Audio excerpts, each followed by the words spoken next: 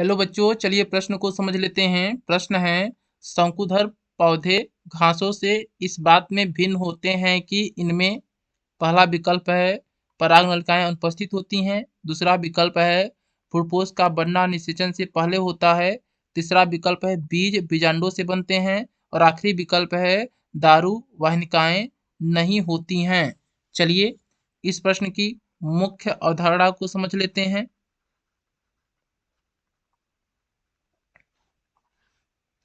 शंकुधारी जो पौधे होते हैं, शंकुधर जो पौधे होते हैं, ये भिन्न होते हैं घास के पौधे से। घासों से क्या होते हैं? भिन्न होते हैं।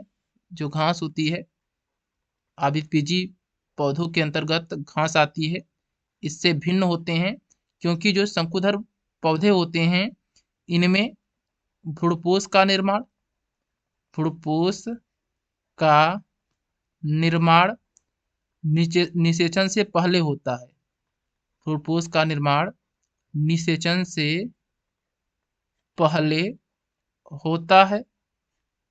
होता है, जबकि घास में भ्रूणपोष का निर्माण निषेचन के बाद होता है। निषेचन के बाद होता है। और जो भ्रूणपोष होता है शंकुधर पादप में, यह अगुणित होता है। अगुणित होता है, परंतु जो घास में भ्रूणपोष होता है वह त्रिगुणित होता है। चलिए विकल्प को देख लेते हैं। पहला विकल्प है परागनलिकाएं अनुपस्थित होती हैं। यह विकल्प गलत है क्योंकि परागनलिकाएं शंकुधर पौधे तथा घास दोनों में अनुपस्थित होती हैं। दूसरा विकल्प है भ्रूणपोष का बनना निषेचन से पहले होता है। यह विकल्प सही है कि जो शंकुधर पौधे हैं ये घासों से भिन्न होते हैं क्योंकि जो शंकुधर पौधे हैं इनमें भ्रूणपोष का बनना निषेचन से पहले होता है, जबकि घास में जो भ्रूणपोष बनते हैं वह निषेचन के बाद बनते हैं। तीसरा विकल्प है बीज बीजांडों से बनते हैं। यह भी विकल्प गलत है क्योंकि शंकुधर पौधे तथा घासों में बीज बीजांडों से बनते हैं, दोनों पौधों में।